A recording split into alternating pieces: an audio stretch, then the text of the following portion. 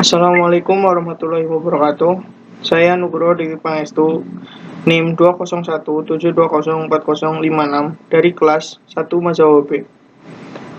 Di sini saya akan menjelaskan tentang sunnah perspektif menurut ulama hadis, ulama usil, dan ulama fikih. Yang pertama, menurut ulama hadis, kata sunnah bermakna segala peninggalan Nabi Muhammad SAW, baik berupa perkataan, perbuatan, keputusan, maupun sifat. Yang kedua, menurut ulama usil, sunnah sebagai segala sesuatu yang berasal dari Nabi Muhammad SAW, jadi tidak menganggap sifat Nabi itu sunnah. Yang ketiga, menurut ulama fikih, ialah segala sesuatu yang jika dikerjakan mendapat pahala dan apabila ditinggalkan tidak berdosa. Atau juga bisa diartikan segala sesuatu yang diperintahkan tapi perintah tersebut tidak absolut atau harus dikerjakan. Inilah arti sunnah yang biasa dipahami oleh kita orang Indonesia. Yang kedua, pengertian sunnah, hadis, atsar, dan khobar. Yang pertama, sunnah. Sunnah adalah kata Arab yang berarti kebiasaan atau biasa dilakukan.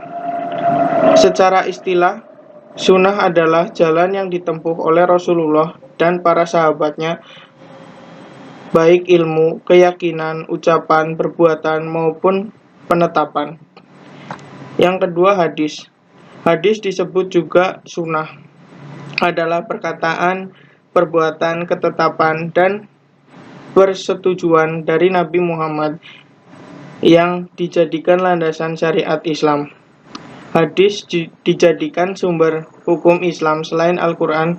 Dalam hal ini, kedudukan hadis merupakan sumber hukum kedua setelah Al-Quran. Yang ketiga, atsar.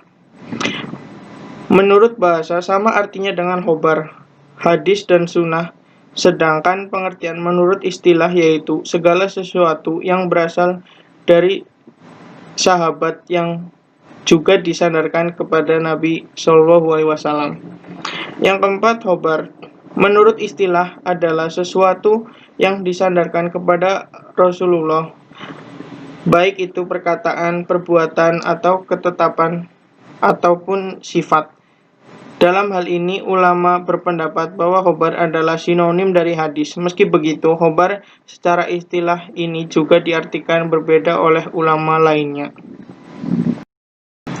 Selanjutnya, pengertian Al-Quran, hadis Qudsi, dan hadis Nabawi.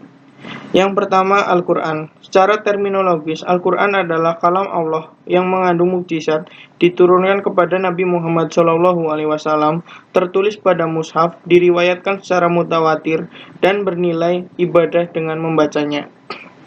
Yang kedua, hadis Qudsi.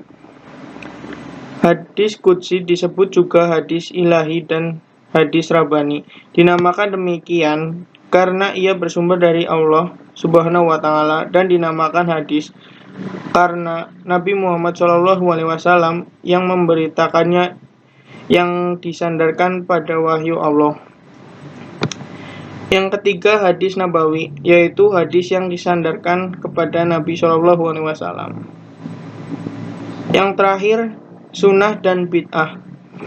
Yang pertama, sunnah adalah kata Arab yang berarti kebiasaan atau biasa dilakukan. Secara istilah, sunnah adalah jalan yang ditempuh oleh Rasulullah dan para sahabatnya, baik ilmu, keyakinan, ucapan, perbuatan, maupun penetapan.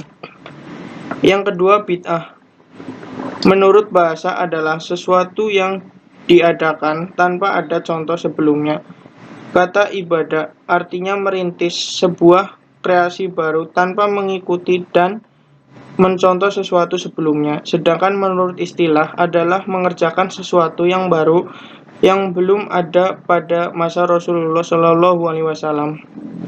Bid'ah adalah sesuatu yang baru yang tidak dapat penyebutannya secara tertulis baik di dalam Al-Quran maupun di dalam hadis.